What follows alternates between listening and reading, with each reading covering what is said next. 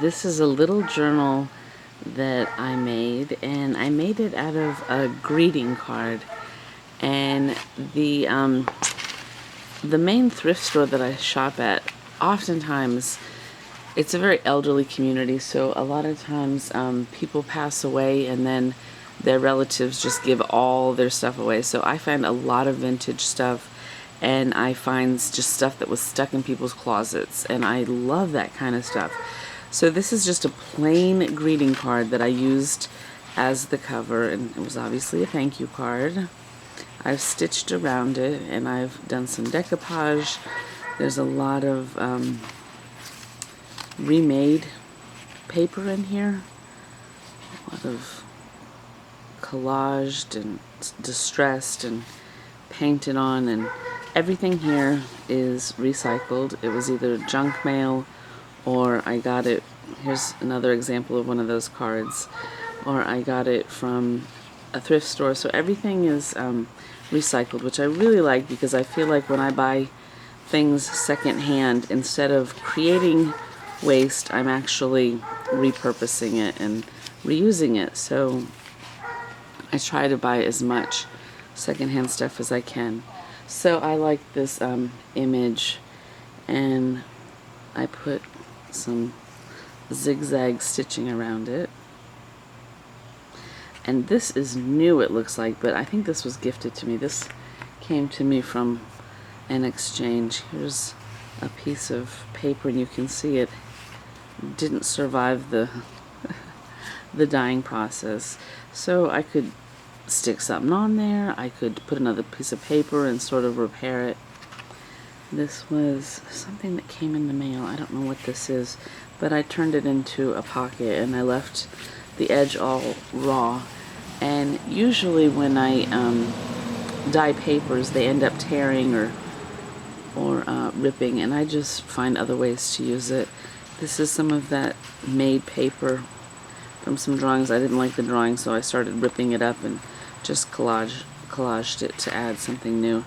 This, I was teaching for the GED, and I had all of these math problems on here, and I had a lot of these pages that were all the same length. I don't know what they used these for, but I used it to make like a little,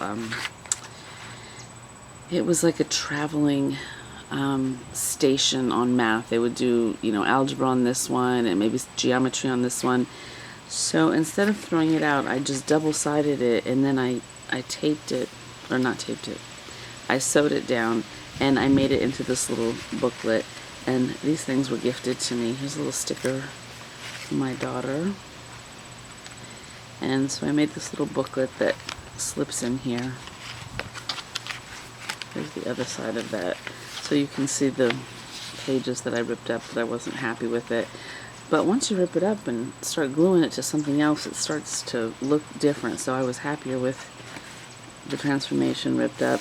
And here's another one. I obviously use this to edge something, and I have this.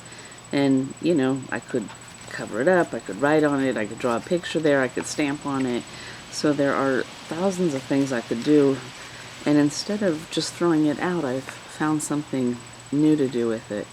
Here's another one of my little hold pieces of paper, and this is so fun. I just take scraps that are laying on my desk and I glue them down, and then I sew them. So if anybody has a sewing machine, I would encourage that. It's so meditative. It's just not making anything, just putting stuff down. And for me, the gluing is very meditative and calming, and then the sewing around it real haphazardly is also meditative and calming. Here is a book page from, this was an ATC and a book page, and I glued them together because that way it's a little sturdier, and it's a little tuck spot. So you can see that everything here is just found. All of it is found. Here's another little tuck spot. It's a little fabric cluster. And going through these, the textures are just nice to go through and feel the different textures and the bumpiness and the grunginess of it all. And I put a little pocket in the back, and it looks like it was from a children's dictionary. And this was gifted to me. So if you see something that looks new and nice, that means it came from somebody else's house. And we have these little feral kittens that are in our neighbor's yard. We have an elderly woman, and she moved out. She moved into a nursing home, so it's become a place for feral cats, and there were some cats that gave birth to kittens. So they keep coming out here. I'm feeding them because I want to get them tamed so I can get them fed. And that way I can get them spayed and neutered so we don't have more babies. Anyway, so that is what's going on in my house. I hope everybody's having a great day. Bye.